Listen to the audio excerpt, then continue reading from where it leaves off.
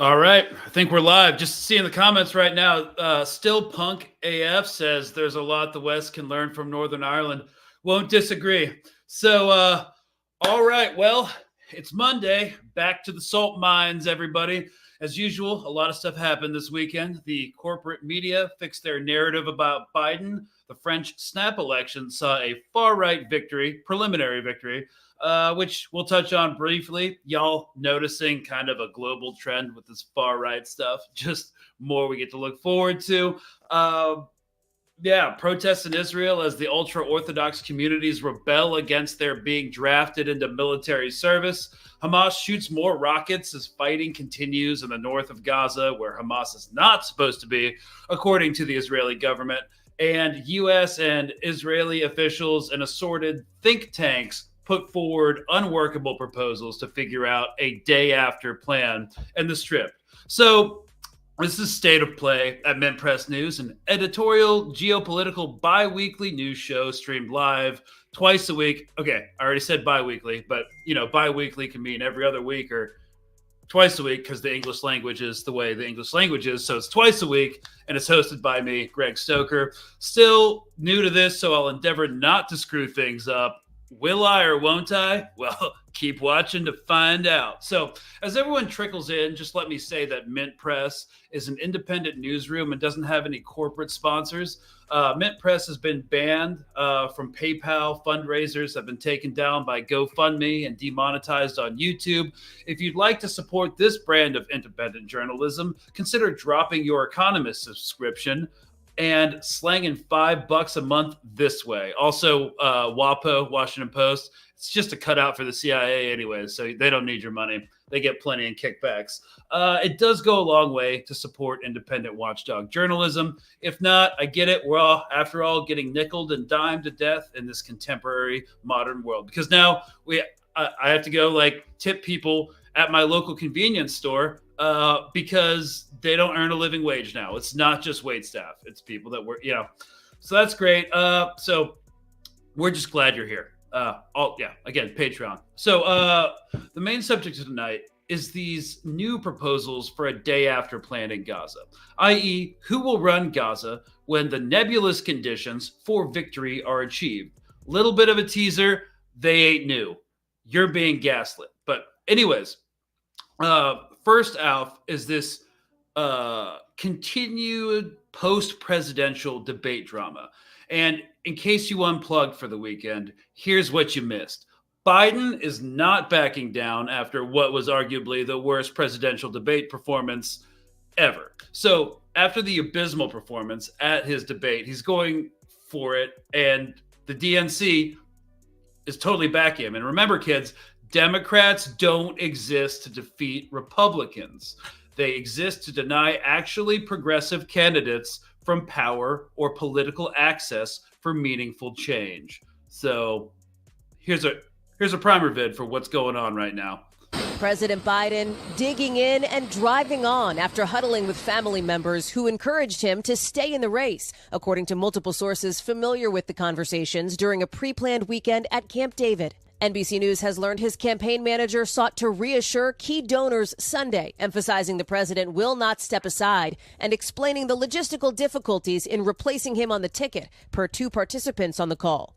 All after a damaging debate performance Thursday night deeply rattled members of his own party, some Democrats acknowledging the ongoing discussion. There are very honest and serious and rigorous conversations taking place at every level of our party.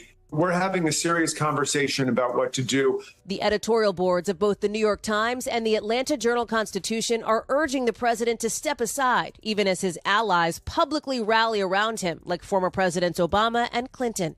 Do you think President Biden should drop out of this race, Senator? Oh, absolutely not. I think it was a weak debate performance by President Biden, but I think side by side, Donald Trump had a horrifying debate performance where, yes, he spoke plainly, But what he said was lie after lie after lie. His campaign points to more than $30 million raised since Thursday as a sign of grassroots support. But a new poll conducted in the days after the debate shows 72% of voters think President Biden does not have the cognitive health to serve as president, up 7% since early June. The poll, which has a margin of error of 4.2 points, shows voters essentially split on whether former President Trump had the cognitive health to serve. Now, President Biden's supporters have made the case former President Trump's dangerous for the country, and the Philadelphia Inquirer's new op-ed argues it's Mr. Trump who should withdraw because of his repeated lies. As for the president's team, we're told by two sources his campaign chair is expected to hold a call with a larger group of donors later on tonight. Chanel? Okay, so right now, what you're seeing in liberal circles, especially the liberal media, is that they are now trying to correct the narrative. What you saw Thursday night after the debate was the honest reaction of a bunch of CNN pundits who were shocked by how bad Biden's performance was. It really demonstrates kind of like why he's only allowed to do scripted press conferences in the middle of the day, where if there's a Q&A, questions are pre-selected, and why he doesn't sit for major interviews. This is why. We see why this dude, the president, has been sheltered in the bowels of the White House for so long. Now, the actual Democratic donors know what's going on. Now they do. So, according to the AP, quote, DNC chairman Jamie Harrison and Biden campaign manager Julie Chavez Rodriguez held a Saturday afternoon call with dozens of committee members across the country, a group of some of the largest, most influential members of the party. They largely ignored Biden's weak showing Thursday night or the avalanche of criticism that followed. Multiple committee members on the call, most granted anonymity to talk about the private discussion, described feeling like they were being gaslighted, that they were being asked to ignore the dire nature of the party's predicament. The call, they said, may have worsened a widespread sense of panic among elected officials, donors, and other stakeholders. So I think it's important to remember that people first speaking about Biden's cognitive decline were doing so in like 2018, 2019, and they were Democratic Party insiders and operatives concerned that the Biden nomination would swing back and around to bite them on the proverbial backside. And now we're seeing it. Where they were saying it's not the same Biden. There's newer, shinier candidates. But when Biden got the nomination, everyone had to shut up back in 2018, 19 and toe the line. You don't support Biden? You MAGA? You hate women's rights? So even then, you might not like the president, but think about the Supreme Court, now that they're saying like, Biden's not the best candidate, but what would happen if another Trump justice got on the Supreme Court? So if they can't threaten you with Trump, they'll threaten you with the Supreme Court. So anyways, to think that any of these legacy media veterans were shocked by Biden's performance is just insulting. They got caught hiding it. During the debate, they were talking to DNC operatives about what's being said behind closed doors. So to explain it, like a lot of these pundits you see on CNN have contacts in the back rooms, people affiliated with like Democratic political operatives, members of the DNC, and they heard what was being said behind closed doors, confusion, donor panic. They were saying things like, we're in panic mode right now. And that is what these reporters reported right after the debate on Thursday. They were rattled and also wanted to maintain credibility, but they're also all complicit in the lie. The White House, Biden's aides, the DNC, and of course, the corporate media. Now, a couple of days have passed since the debate. 3 days. Yeah, that's not a couple, it's a few. Since the media apparatus is doing damage control now. The magnetic poles are kind of like realigned, and they're going to prop up Biden because the president isn't going to step down. So we saw their honest reaction Thursday night because, again, that's what they were being told by their sources. And now the apparatus has swung back, the pendulum has swung back, and it's business as usual. He's not going to step down, so they're going to have to prop him up. He's only ever been a politician. This is what he's wanted his entire life. You think he cares about America or the Democratic Party? He cares as much as Trump does. They both lied a lot. I mean, Trump lied more than Biden, but Biden still lied. Or if he didn't lie, he shouldn't be. He doesn't have the mental capacity to be president because Biden, for example, said no U.S. troops had died under his watch. Well, there are a few Marine families from the botched Afghan withdrawal who would disagree with him, as well as families of the soldiers in Jordan who died recently as a result from his Israel-Iran foreign policy. Dude literally went to these guys' military funerals, but okay, sure. So the fact that people pin their hopes on, celebrate any politician is gross. And again, I can say that, editorial license. So that's kind of what we're seeing right now. Looks like Biden's going to be the candidate. He flew up talked to his family. He has his family's support, good old fashioned American values. So it makes him look more approachable, like a family man. They're supporting him. So you should too. I think that's kind of one of the techniques that they're using. And yeah, they're going to run with it. So I don't know. I think everybody should have watched the debate just to get used to hearing Donald Trump's voice again. So I was talking to like one of my friends during the debate. I was like, hey, that scene in The Princess Bride where, the protagonist takes like what's called like iocane powder, just little doses every day. So that like when he gets the real thing, the real poison, you don't die. So just think about that. Think about watching the debate just to build up your tolerance because it's not looking good, especially in swing states like Michigan. So they're doubling down. They're not going to change. And there's I might do a whole episode on this about how like it would actually in some ways be helpful for the Democratic Party, the DNC, to have Trump, because then they could simplify the narrative to just be like about Trump. Remember during his presidency, everything was like, look at what Trump did. And it was a lot simpler to control your attention on that. This one's been messy. We've got like people starting to question like what's up with the war in Ukraine. Wait, what's going on with Taiwan? Is this Biden's policy? Is this like a Democratic liberal policy? Oh wait, there's National Guard in the New York subway stations. That seems like a thing Republicans can do, but the governor is not Republican. He's a Democrat. Oh wait, Roe v. Wade continues to get repealed at the state level. Okay, we need someone to blame. Can't blame Trump. This whole Israel thing is really awkward. People are saying words like genocide. It'd be a lot easier if Trump was doing it. So in some ways, I don't think they're too concerned. Then again, some donors are completely still concerned too. So we're gonna have to watch this play out. I mean, I'm shocked that I shouldn't be shocked. I should be more cynical now. They're going to double down because either way, the corporate interests win, right? So moving on, if you don't follow French politics, this is another election news story. If you don't follow French politics, you should to some extent, as well as German and British, if you want to get a sense of what is going on with Europe, because the U.S. doesn't just dominate Europe. What happens over there feeds back on the U.S. and U.S. foreign policy. So what just happened? Check it out. Well-secured Elysee Palace the day after. Government representatives on their way to the presidential palace, where today's task is to analyze the historic election results. On the other hand, she is the radiant winner of the evening. In the French parliamentary elections, Le Pen's party, Rassemblement National, emerged victorious. Although neither Le Pen nor Macron were on the ballot, she framed the election as a vote against the incumbent president. The French have shown with their clear vote that they want to turn the page after many years of destructive, dehumanizing government. This result is the first step towards a new government. For France's President Macron, however, the result marks a new political low. After losing the European elections, Macron called for new elections. This move might have backfired, as his party ended up in a distant third place.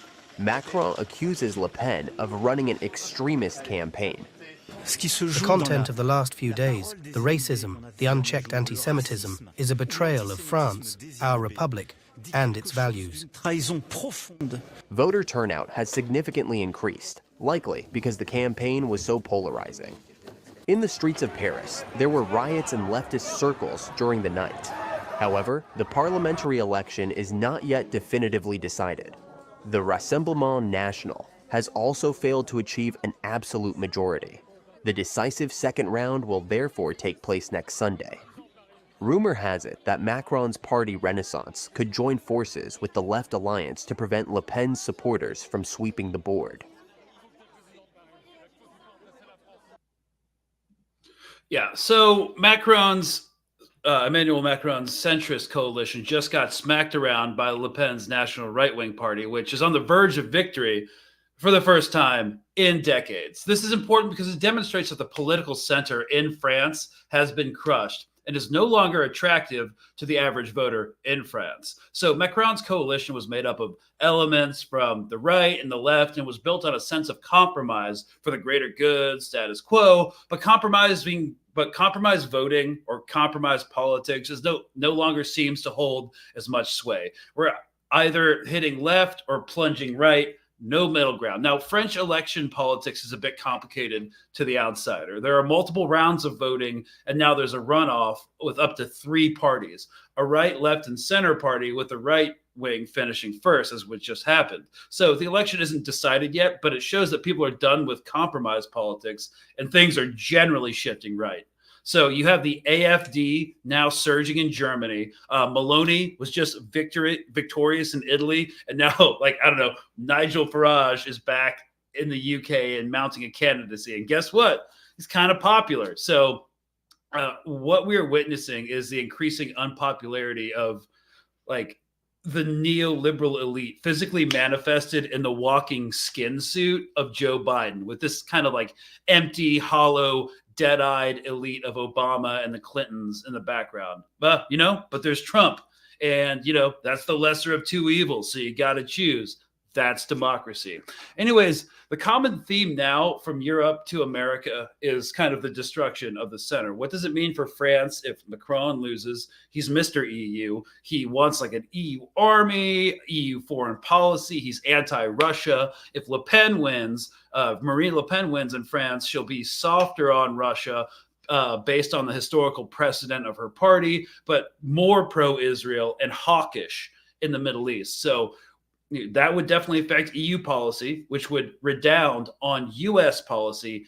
And isn't the world exhausting? So that was a tiny primer, a kind of in the most wide macro brushstrokes of the Le Pen Macron ongoing drama within the French presidential election. So, more on France next week. So we'll see how that election pans out, and then we'll make predictions on how that will affect EU foreign policy going forward with regards to the war in Ukraine and the genocide happening in Gaza. So coming back to America, the U.S. House of Representatives passes a ban on death toll in Gaza. So in case you missed it, the House of Representatives voted Thursday to bar the State Department from using funds from the international affairs budget to cite any number of Palestinians killed by Israel in Gaza. So sorry, guys, I pulled some reporting from Fox News Live from earlier today. I think this is it right here. Wait, no. Oh, crap. Sorry, again, I asked what could possibly go wrong. Well, I think you're seeing it now. So fighting France story, old news. Casualty story. Here we go. Check it out. Fox News. I don't expect you to thank me, but you're going to listen. Cheers. Welcome back here on Live Now from Fox, and you are taking a live look over the Israel-Gaza border, and a hot topic at last night's debate, no question, the Israel-Hamas war. As you saw before the break, Gaza war protesters did show up across Atlanta as Trump and Biden went head-to-head. So on that note, the U.S. House passed an amendment that would prevent the State Department from citing the civilian casualty figures that are provided by the Gaza Health Ministry, which is run by the Hamas terror organization. The amendment was... I like how they always have to give that addendum, Hamas-run terrorist organization. Yeah, okay, fine, but you are blatantly disregarding the fact that the Biden administration in the White House and 10 Downing Street both use, cite, and somewhat trust the numbers coming out of the Gaza Health Ministry. So always love how the legacy media forgets to report that one basic fact that we established in November. Was part of the annual State Department appropriations bill and was spearheaded by Democrat Jared Moskowitz and co-sponsored by several Democrats and Republicans. The measure passed by an overwhelming majority of 269 to 144, with 62 Democrats and 207 Republicans voting in favor of it. The vote as the current war between Israel and Hamas in Gaza closes in on that 9-month mark.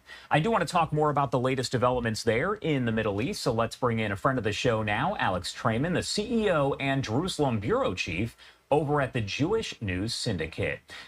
Okay, yeah, I'm sure this guy's going to be super objective about like what he says. He just heard his credentials, so based out of Jerusalem. That's not damning in and of itself, but he is on Fox too, so that's kind of like a double whammy. Thank you so much for taking the time to be here with us today. Josh, thanks for having me. Of course. So first question here, I want to talk about that amendment that was passed by the U.S. House, all related to those Gaza casualty figures. What is the significance of a bipartisan effort there to pass that amendment? Well, I think it demonstrates that the Congress, both houses, had enough intelligence to understand that the figures coming out of the Gaza Strip were not reliable. Yeah, first of all, this guy literally sounds like AI. I think his programming needs to blink more. That would make him seem like less of a part of the uncanny valley and less like a cyborg. Again, I've said that, they don't have the intelligence to, support not trusting the Gaza Health Ministry. In fact, insiders within the White House have already leaked that they do. So unless what he means by intelligence is foreign lobbying from organizations like AIPAC. Yeah. Hamas's strategy has been to have Israel kill as many civilians as possible and to inflate the numbers of civilians killed in order to put diplomatic pressure on Israel to stop its campaign. Okay, so again, just typical Darvo stuff. They made me kill all these civilians in like untargeted or shoddily targeted bombing campaigns. They've intentionally destroyed all civilian infrastructure. This is an exhausting argument, but it just goes to show how long this is going to take. In terms of like activism and education and educating your fellow human beings about this, because we're 9 months in and this argument still works. And in some ways, yes, Gaza was a trap because Hamas and other resistance forces or, terrorist organizations, however you want to frame it, knew exactly how Israel would respond by, doing a genocide, but nobody made them do this. This entire argument discounts the fact that senior Israeli officials have said, hey, we're going to ethnically cleanse Gaza. And so when you take the statements of the leadership in conjunction with the military tactics employed, common sense prevails. Yeah. So anyways, this is not the most convincing robot I've seen recently. Here, the Congress is saying that those numbers can't be counted on and that Israel has not killed as many people as the Gazan Health Ministry, which is run by Hamas, says they did. And sticking with the U.S. here, Okay. Yeah. So, of course, that argument still persists. I just wanted to say that, the appropriation bill still needs to pass the Senate, and it's unclear how it will fail in the second chamber. But if it passes, then this Orwellian move where you can't say Palestinian deaths will effectively make the denial of Palestinian deaths U.S. policy. So it still has to pass the Senate. So Congresswoman Rashida Tlaib said, quote, "There is so much anti-Palestinian racism in this chamber that my colleagues don't even want to acknowledge that Palestinians exist at all. Not when they're alive, and now not even when they're dead. It's absolutely disgusting. This is genocide denial," unquote. Well, yeah, it's a very clear attempt to erase Palestinians in their entirety. Now, I do want to show you something. It's it says those numbers can't be trusted. So because they can't be trusted, we should essentially, the reasoning there is because the Gaza Health Ministry numbers can't be trusted. We have to therefore discount all Palestinian deaths because we don't have reliable numbers. Okay, so I just wanted to share one thing now that I'm thinking about it with y'all. We're going to share a news article that everybody wanted to talk about. Okay, so if we go to the UN war, this just came out 26th of April. Ukraine war. UNICEF highlights 40% rise in children killed this year. This is from the Ukrainian front. So attacks that occurred between January and March 25th.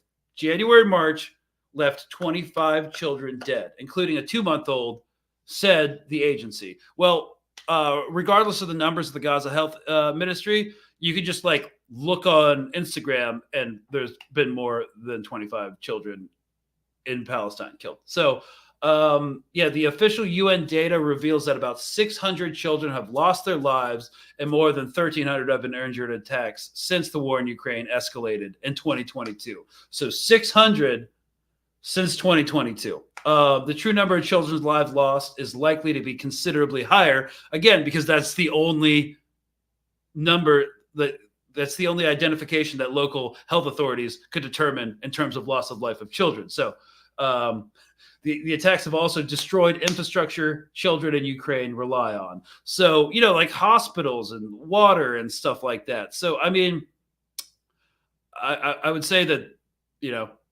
there's this obvious massive double standard that we're all keyed in on, but it's just kind of mind blowing that the government is still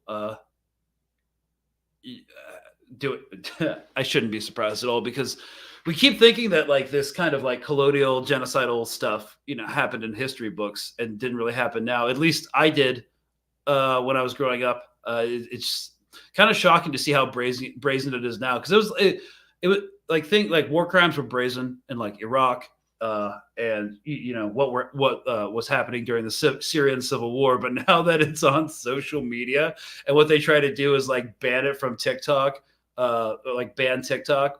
It's just kind of crazy, the absolute brazenness and the gaslighting going on. So because they say the numbers can't be trusted coming out of the Gaza Health Ministry, then no numbers can be trusted, which means what are the deaths really? That allows us to say it's just all Hamas.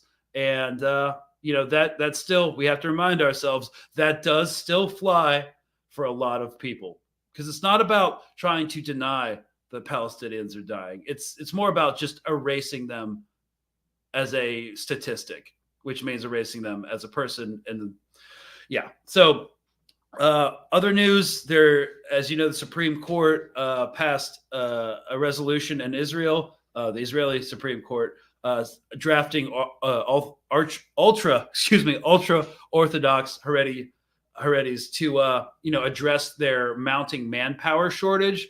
So people are like, oh, this is really indicative that the front with Hezbollah is going to open up because they need more men. Well, what the front with Hezbollah is going to open up probably sooner rather than later if it happens. Otherwise, it's going to fizzle out. And if these guys are just getting conscripted into military service, that takes a long time to make them operational. They have to be in process. They have to be trained, which takes months and months. And then they have to be reassigned and deployed. Like this is like a year-long thing, I'm thinking. So it's not necessarily indicative that the front's going to really open up, at least not because they're trying to draft ultra-Orthodox guys. That this has been happening for a long time before this. It's just passing now because resentment and socio-cultural tensions are mounting inside Israel. And there's a lot of protests in response to this. So now, moving on to what's the fighting actually going on in Gaza. So earlier this morning, PIG, which is Palestinian Islamic Jihad, launched rockets from the previously secured city of Khan Yunis in a system of communication. So one of the things, and I've talked about this before, I'm not sure I've talked about this on State of Play, but I've done it on social media, is like when the rockets launch, these cheap like $1,000 Qassam rockets that you can make in a basement launch into Israel. They know every launch, unless there's enough to flood the airspace, but they never launch enough to flood the airspace. They know what will get intercepted by the Iron Dome. There's a couple benefits to shooting rockets because they know they're going to get intercepted. And if they don't get intercepted, it's because the AI control system in the Iron Dome or attached to the Iron Dome knows that wherever these unguided rockets are flying, they're going to impact in a deserted area. So either they're going to get let through the control system because they're not going anywhere vital, or they get intercepted, in which case $1,000 rocket eats up $150,000 Iron Dome interceptor missile. So, I mean, it is kind of a method of economic warfare, but that's kind of just like a drop in the bucket for the United States tax base. One of the main reasons they shoot rockets out of Gaza is a system of communication. So, if you remember when they invaded Rafah, resistance forces shot a whole salvo of rockets out of northern Gaza, because the whole pretext for invading Rafah was because that's the last place Hamas was. They've been dismantled. They're no longer operational in the north. So when the Rafah invasion started, they shot rockets out of the north to prove to everybody that they were still there and that there were certain lies being told on the international stage. So rockets are a system of communication, mostly. It's very unlikely that any damage would ever be done. It just eats up money, and it's meant to dispel certain propaganda. So earlier this morning, some rockets were launched. Again, they were supposed to be defeated in the north, and that didn't work out really well. So it's not just me saying this. I've cited someone, Joost Hilterman, Joost Hilterman, the program director for the Middle East and North African International Crisis Group, was quoted as saying today that one sec, guys.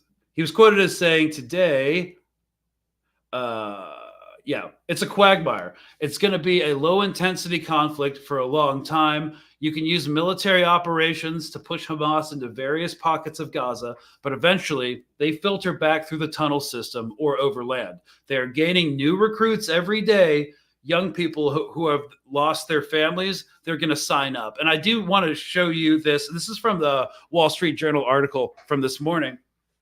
This is as of June 30th, the sources for the Institute for the Study of War and the America Enterprise Institute Critical Threats Project, which are both think tanks, put together this map. So I don't know if we can zoom in. Let me try to make it bigger.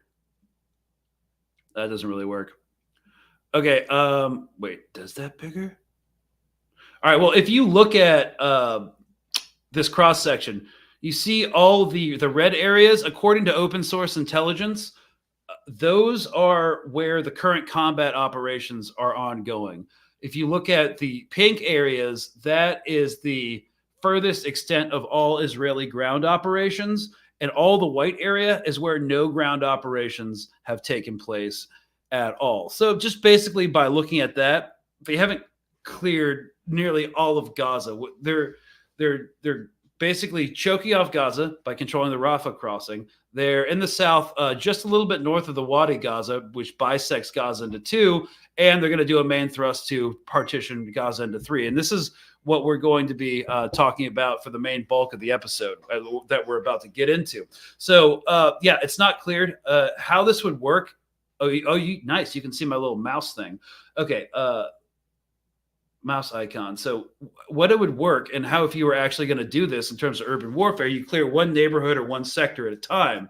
And you go online. So you make sure that you find all the tunnels, you find all the fighters, you keep pushing them south until they're stuck up against the Rafah crossing and they have to surrender or die fighting.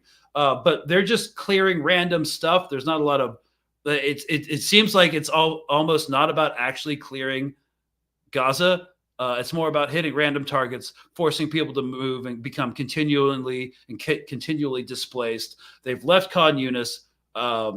It wasn't cleared, or it wasn't cleared in a way that would make it impossible for Palestinian or PIJ to get back in. And they shot rockets from Khan Yunis right there in a system of communication saying, hey, we're still here. We're not just in Rafah. We're just not in the north, where Sujaiya, sorry, Arabic's horrible. It's not existent. All I can say is like Ana Isme Greg, and like Anabad of Shwe Arabic, and that's it. So Sujaiya neighborhood in northern Gaza is where a lot of fighting's going on. So all of this Rafah stuff is all crap.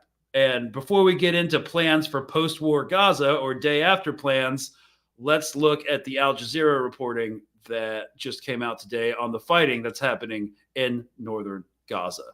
Smoke billowing above the homes of the Shujaiya neighborhood is a sign of the relentless... Sujaiya, okay. All right, I'm not even going to try it, but that's how you pronounce it. Battle between Israeli forces and Palestinian fighters below. But it's those not fighting who are caught in the crossfire. As the Israeli tanks advanced, there was lots of shooting. I saw people running for their lives, so I ran home to take my family. But within minutes, the Israeli tanks surrounded the area. We couldn't leave, so we were trapped there for 3 days. Without access to food or medical care, these civilians in northern Gaza were not only trapped in their homes, they were targeted too. We assumed they would not fire on children. I removed the curtain, certain that they would not fire, because only women and children were in. But within seconds, I found myself buried under the debris. In a blink, I saw nothing. I heard my children's screams, buried under the rubble. The Israeli soldiers stormed our home, threw gas bombs all over the ground floor and stun grenades. They smashed the door and opened fire on us. We kept screaming that we are all women and children. We raised white flags, but no response. The Israeli soldiers kept shooting and shouting at us non-stop. Not safe in their homes, Palestinians have the choice of either staying and risk being killed, or try to flee with the possibility of the same outcome. We jumped over the ruins of a destroyed home at the end of our alley towards Shaf Road. We saw dead bodies torn to pieces all over the road. We ran towards the main junction under a wave of tank shells and bullets. It's not clear yet how many Palestinians have been killed in the past 4 days. They have taken my wounded mother. She was taken on the Israeli tank. She's badly wounded. I don't know what has become of her or what happened to her. The Israeli military says 2 of its soldiers were killed in fighting on Saturday. But it's their attacks that are devastating the most vulnerable in Gaza. Northern Gaza was where Israel began its attacks back in October, and months ago the Israelis claimed they had taken control of the area, but the renewed bombardment and intense fighting show that in North Gaza, like elsewhere in the Strip, this war is far from over. Tariq Abazoum, Al Jazeera, Deir el-Balah. Definitely do agree with that. If there's any sanity, a ceasefire would have happened before Ramadan, but we're not doing that, and we're not living that life apparently. So yeah, this is definitely going to keep going on for a long time. So after Rafah, the Israeli military is expected to shift to a new stage of lower intensity fighting, consisting of intelligence-based raids. I mean, which they are doing it. They have the fanciest spyware, and they are taking out Hamas leadership and fighters, which is to be expected during a decolonial movement. But it's not going to end anytime soon, because again, Hamas is just recruiting new people, and they can produce their own weapons. They just released a video today of them creating their own mortar shells, and because they will never. They don't exactly have open supply lines, but the IDF will never get all the tunnels, so they'll always be able to get more stuff. So. Again, they're also shifting tactics to lower intensity fighting, which I might get into in a bit. So the Israeli propaganda apparatus is basically priming the public to accept a declaration of victory over Hamas and assorted resistance groups in Rafah as the military begins to shift the bulk of its operational and combat capacity to the northern front against Hezbollah. However, withdrawing from Gaza entirely in light of the IDF's failure to achieve any of its mission objectives is not politically tenable for myriad reasons, foremost of which is that Hamas would still exist both as a military and political entity with a swelling level of popularity among Palestinians, according to a recent poll conducted by the Palestine Center for Policy and Survey Research. So how are Israeli and U.S. U.S. Department of State and their associated advisory think tanks proposing to solve this dilemma? How does one continue the fighting in Gaza indefinitely, work towards a viable ceasefire, and create the framework and conditions for a future Palestinian state when visible, high-profile Israeli ministers are calling not just for the ethnic cleansing of Gaza, but also for the annexation and settlement of the West Bank? Yeah. How do you continue the fighting in Gaza work for a ceasefire, and solve this dilemma. So, tonight on State of Play, we wanted to examine a number of these plans, all hopelessly unworkable in varying degrees, from creating a humanitarian pockets within military cordons to bringing Gaza an Arab coalition from, as of yet, unspecified states for the purposes of security and governance, like giving governance and security over to an Arab coalition who are not Palestinian. So one of the most significant breaks in all of these proposals for a day after plan in Gaza is the inescapable fact that Hamas will still exist and armed resistance will not stop and will not accept a foreign administrator. So, far-right think tank, Misgav, I think it's called. I'll show you the article in case you guys want to check it out. Where is it? Yeah. So, the Misgav Institute for National Security and Zionist Strategy. They're basically advocating for a complete military occupation, written by this guy who looks reasonable, very reasonable looking individual. To end Hamas, the IDF must temporarily control Gaza. Anyways, this think tank is therefore calling for a long-term military occupation, at least until roughly 3/4 of Hamas and PIJ are destroyed. Only then, it argues, can a civil authority be put in place. So, however, even if they are degraded by 75%, resistance forces will simply transition to lower intensity operations involving traps, improvised explosive devices, which we're already seeing them use, and the potential targeted assassinations of whatever vague civil authorities and collaborators these proposals envision. So, you can read that if you want. It's not going to work.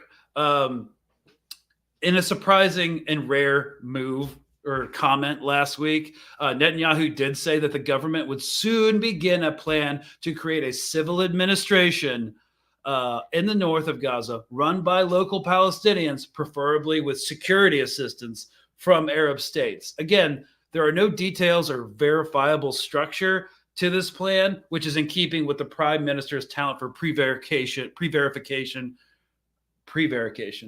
and just straight up lying, deception. But officials close to the matter, according to the Wall Street Journal, say Netanyahu is likely referring to the Bubbles plan, according to this Wall Street Journal report. So the Israeli establishment does not like to vary its methods.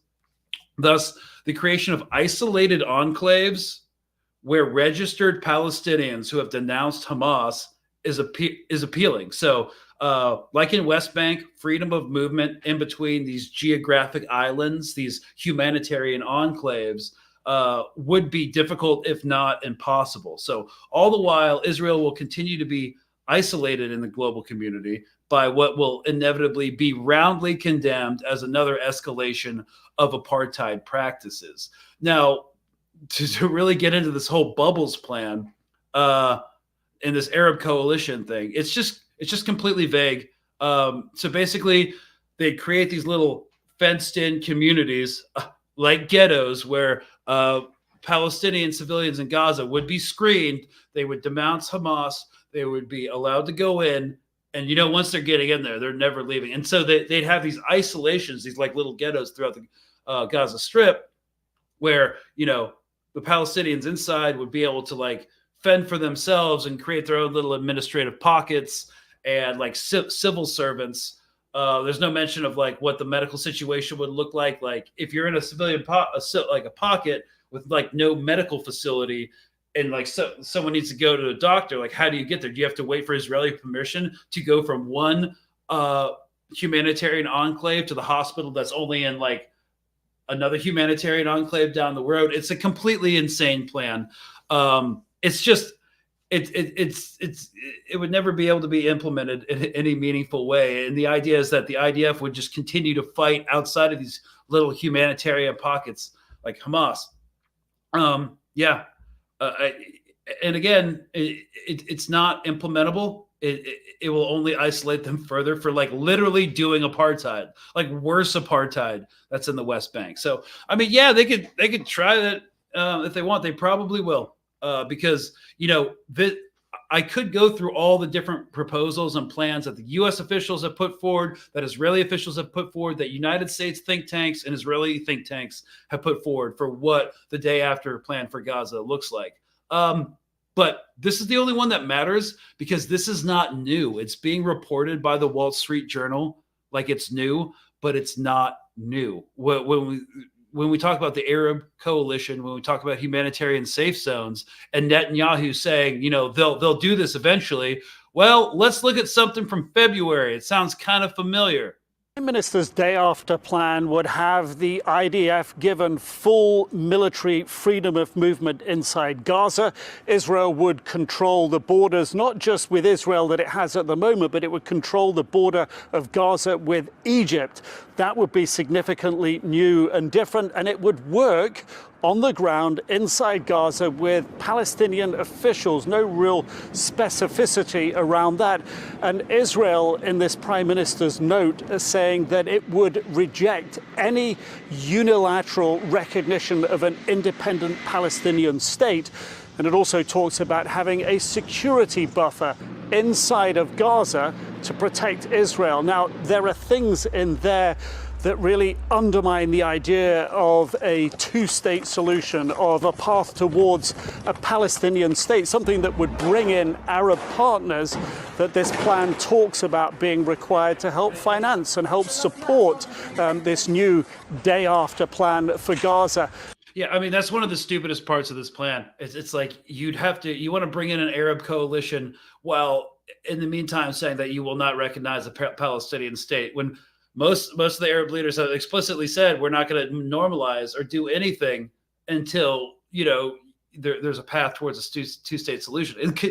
And Saudi Arabia will probably try and keep to that because they're scared of their own population, and they've said that without a path forward to the two-state solution, this normalization deal is dead. So there's so many conflicting unresolvable and intractable elements to this day after proposal that it's just completely irrelevant. And again, nothing has changed. This is from February. And this is something that has really caught the intention and critical attention too of not only the United States, but the European Union. There are certain basic principles that we set out many months ago. Oh my God, this guy. That we feel are very important when it comes to Gaza's future, including that it cannot be a platform.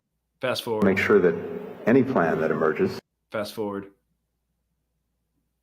20 meeting in Rio, everybody sitting around the table, everybody, US, UK, European Union member states, Arab world, African people, Latin American people, everybody was insisting on the only possible peaceful solution that could provide Israel to live in peace and security is the two-state solution.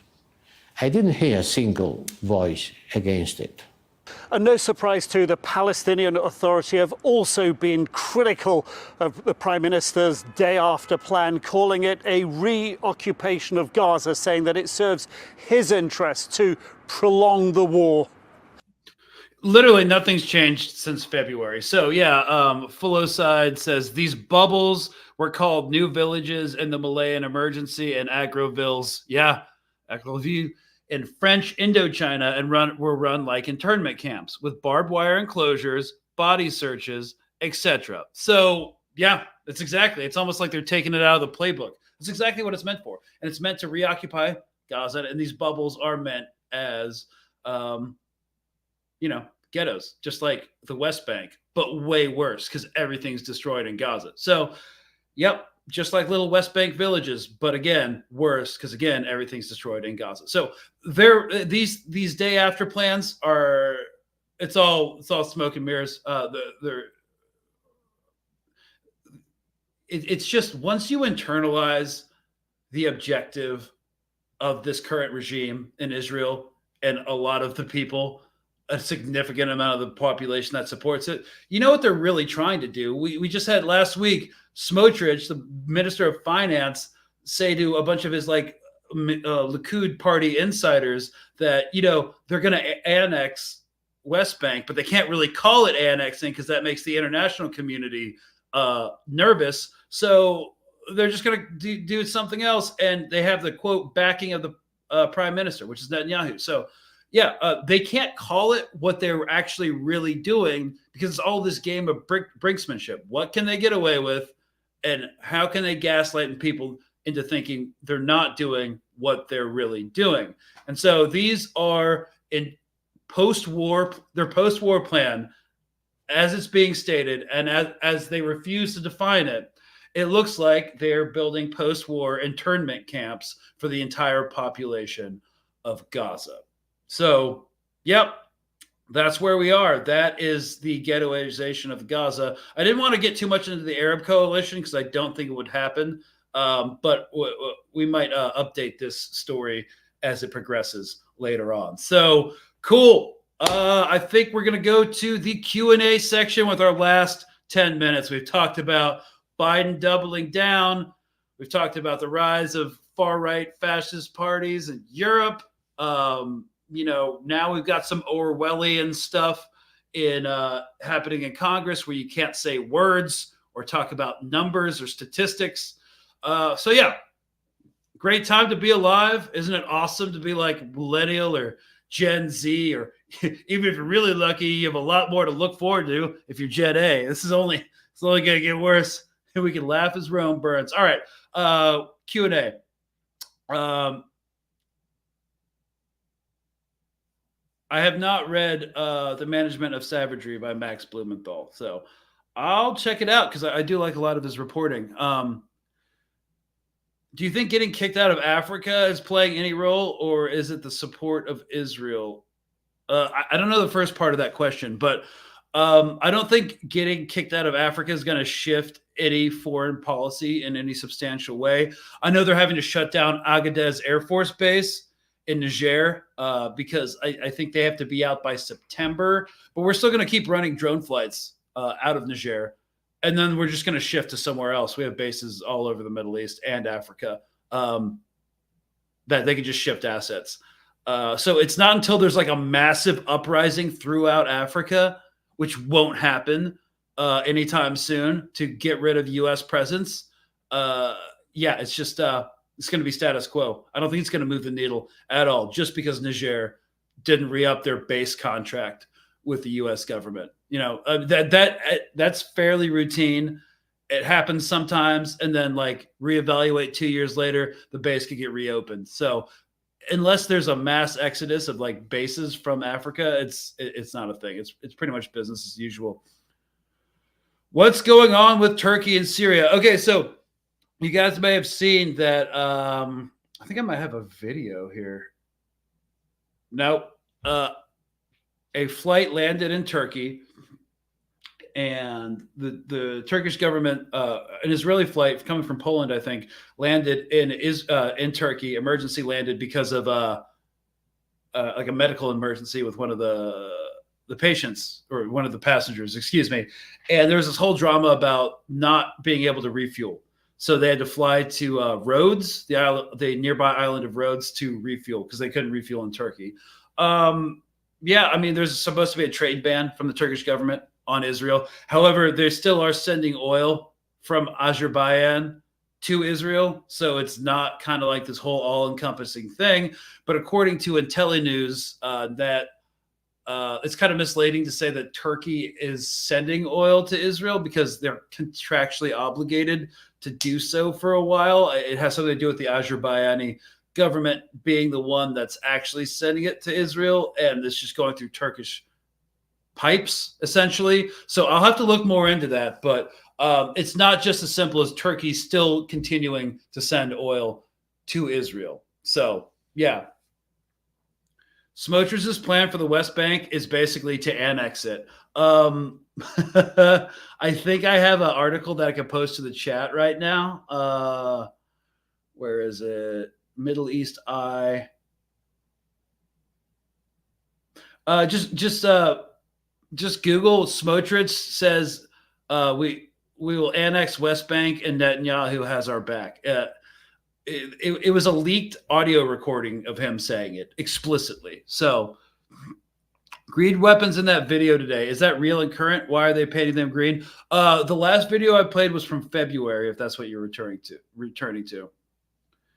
How many people, Greg, how many people will get involved if Israel attacks Lebanon, Syria, Iraq, Iran, Yemen, others, maybe civilians?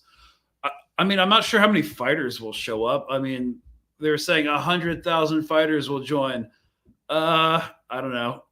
I would say like 5 or 10% of that might show up, but because like people always talk a big game, and then Iran will have a say about like how many people get involved as well. So it's hard to predict, but they'll definitely shoot all these militia groups in the Levant and the Houthis in Yemen, and probably not Iran, because Iran doesn't want to escalate. They'd rather keep this a proxy war, and Hezbollah will open up and overwhelm the Iron Defense grid, their air defense artillery grid, and Israel will be hit incredibly hard in a way that's not sustainable. All infrastructure sites will go. So like, it's not even necessary that fighters join, because the amount of ordnance that could be put on target in Israel after overwhelming the air defense artillery systems in Israel would make them unable to fight a war. So fighters don't even need to get involved. So I imagine they won't get involved, because like people really don't want to die violently if they don't have to. So I imagine a lot of militias in the Levant and Lebanon, or not Lebanon, in the Levant would just shoot like a bunch of drones and rockets. That's it. Can I interview Yanis Varoufakis to give his take on why fascism is rising across the globe? I mean, I can reach out to see if he'll come on. This is a new show, so we'll see if I have that kind of pull. Okay, next question. He's the ex-Greek finance minister. He writes a lot of stuff. Why does the U.S. Air Force need to land in Ireland when they have bases in England? Well, it depends on how much hangar space and how much cargo space they have to store at the bases in Northern Ireland. It may be a lot. I'm not a member of the U.S. Air Force, but I know that there's a limited number of planes that can land an airfield or an airport at any given time. So it probably has to do with crowding and logistical supply chains as well. So I'm not completely sure about that, but okay. How long until non-confidence in the government and the U.S. dollar results in collapse, in your opinion? Okay, so just because BRICS is on the rise and moving towards a multipolar world order is the thing, like, doesn't mean it's going to happen anytime soon. The de-dollarization of Earth is not something that's going to happen overnight. I mean, it'll happen eventually, but it's still really inconvenient to do that, because that's the world's reserve currency. So yeah, Saudi Arabia is like trading the petrodollar. Didn't renew its contract for the petrodollar, but that doesn't mean that just because it's trading oil in the yuan and stuff, it's going to mean that we can de-dollarize anytime soon. So there's a couple good books on BRICS that kind of talk more about this. I'm not a big finance guy, but one of the main reasons to not get off the dollar is because it's super inconvenient. But watching the sanctions happen on Russia and China and Iran, people are like, you know what? Maybe it's worth the inconvenience, because the United States, if we do something that they don't like, they could try to choke out our economy. So it's going to happen eventually. But every finance expert I've talked to is like decades to really truly come up with alternative currencies, because the fist of the U.S. empire is around everybody's throat still. Did I hear about the recent fightings between Turkey and the Syrian rebels? No, I'm actually not tracking that. That's been going on for a long time, and I'm not really. I don't have the bandwidth for that conflict as well, but that's nothing new. I'll look into it though. Okay, so last question. In the late 70s, the U.S. Army, we were indoctrinated into the rule of law and the treatment of civilians and POWs. Is that gone now? No, I still learned about handling prisoners of war and detainees when I went through Army basic infantry training at Fort Benning in like 2009. And they still teach the law of land warfare. I don't think Israel does, but I know we do. And we actually do send our guys to Fort Leavenworth prison when they break the law of land warfare egregiously. So yes, but Israel doesn't punish their people internally, and it doesn't seem like they teach them the law of land warfare. So yes, it's not gone now. The same rules of war, which get broken, were taught in the 70s, and they're still taught now. But then again, there's the massive double standard for Israel. All right, y'all. So we are at the end of our time. This was your weekly news roll-up from the weekend. We've got the legacy. Just to recap, we talked about the legacy media. At first rattled and shocked by Biden's performance, but now they've corrected themselves and they're trying to refix the narrative, and they're backing him again, saying like he's a good candidate. He's old, but like he's a seasoned captain. He's going to be sturdy at the helm. Then we talked about the rise of far-right movements in government. And then we talked about all the crap still going on in Gaza, fighting in the north when Hamas and the PIJ are not supposed to be in the north anymore, and this horrible plan for internment camps, humanitarian internment camps in Gaza. So that's where the current situation stands right now. Wouldn't expect a ceasefire anytime soon. Water cooler talk in southern Lebanon is that an invasion will potentially happen mid-July, so in a couple weeks if it does happen. So that's kind of like a good time window we're looking at. They had to recently remobilize 50,000 troops, and that takes time to redeploy them, retrain them, and send them to the front. So yeah, it still needs a couple like a week or two more of logistical planning before an invasion could start anyways. So we'll see if that happens. Again, they need to wind down Gaza first. Looks like they're priming the narrative for that, talking about planting stories in the Wall Street Journal and the Times of Israel that they're actually talking about a day after plan when there is no actual day after plan. So yeah, what can you say after 9 months of this stuff? Are you still surprised? So remember, if you want to support Mint Press with its endeavors to be watchdog independent journalism, check us out on Patreon. Thanks y'all so much for watching, and we'll be back with another episode of State of Play this week. So cheers y'all, have a good night and a good week.